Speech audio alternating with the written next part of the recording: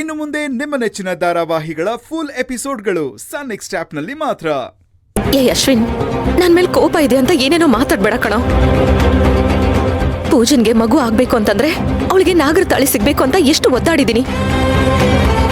ಅವಳು ಕಾಂಪಿಟೇಷನ್ ಅಲ್ಲಿ ಗೆಲ್ಬೇಕು ಅಂತ ಎಷ್ಟು ಒದ್ದಾಡಿದೀನಿ. ಅದ್ ನಿನ್ ಕಣ್ಣು ಕಾಣಿಸ್ಲಿಲ್ವಾ?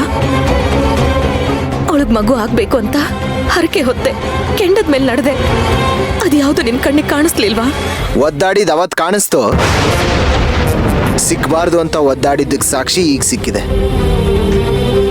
ಅವತ್ ನನ್ನ ಹೆಂಡತಿ ಪೂಜಾ ಕಾಂಪಿಟೇಷನ್ ಅಲ್ಲಿ ಗೆಲ್ಬೇಕು ಅಂತ ನೀನ್ ಪಟ್ಟಿದ ಕಷ್ಟ ನನಗೆ ಕಾಣಿಸ್ತು. ಅವಳು ಸೋಲ್ಬೇಕು ಅಂತ ನೀನ್ ಪಟ್ಟಿದ ಪಾಡಿ ಈಗ ಬಯಲಾಯ್ತು. ಏನಾಯ್ತು? ಏನ್ ಮಾತಾಡ್ತಿದ್ಯಾ?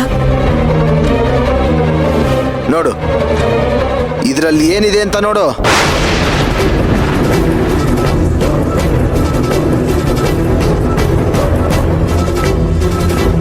ಏನಿದು? ನಾಗರ ತಾಳಿ ಗೆಲ್ಲೋ ಕಾಂಪಿಟೇಷನ್ ಅಲ್ಲಿ ಪೂಜಂಗು ಪ್ರಿಯಂಗು ಟೈ ಆಯ್ತು. ಅವಾಗ ಕೊನೆಯಲ್ಲಿ ಬಂದು ನೀನೊಂದು ಐಡಿಯಾ ಕೊಟ್ಟೆ, ಇಬ್ಬರ ಹೆಸರು ಚೀಟಿಲ್ ಬರ್ದಾಕಣ ಅಂತ. ಅಜ್ಜಿ, ದೇವ್ರು ಅಂದ ತಕ್ಷಣ ನನಗೊಂದು ಐಡಿಯಾ ಬಂತು. ಹಾಗೆ ಮಾಡಿದ್ರೆ? ಐಡಿಯಾನಾ? ಹಾ. ಏನು? ಏನಿಲ್ಲ ಅಜ್ಜಿ, ದೇವ್ರ ಮುಂದೆ ಒಂದಿಷ್ಟು ಚೀಟಿಗಳಲ್ಲಿ ಪ್ರಿಯಾ ಮತ್ತೆ ಪೂಜನ್ ಹೆಸರು ಬರ್ದ್ ಹಾಕೋಣ. ಅದ್ ನೆನ್ಪಿದ್ಯಾ?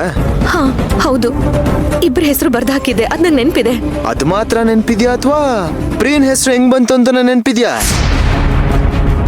ನನ್ನ ಹೆಂಡತಿ ಹೆಸರು ಬರಬಾರ್ದು, ಅವಳಿಗೆ ನಾಗರ ತಾಳಿ ಸಿಗಬಾರ್ದು ಅಂತ ಎಲ್ಲಾ ಚೀಟಿಲು ಪ್ರಿಯನ್ ಹೆಸರು ಬರ್ದಿ ಡಬ್ಬಿಗೆ ಹಾಕಿಟ್ಟಿದ್ಯಲ್ಲ, ಅದ್ ನೆನ್ಪಿಲ್ವಾ?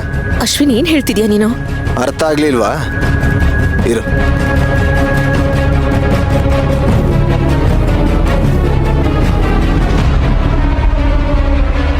ಈ ಚೀಟಿಲಿ ಯಾರ ಹೆಸರಿದೆ? ಪ್ರಿಯಾ. ಈ ಚೀಟಿಲಿ ಯಾರ ಹೆಸರಿದೆ? ಪ್ರಿಯಾ.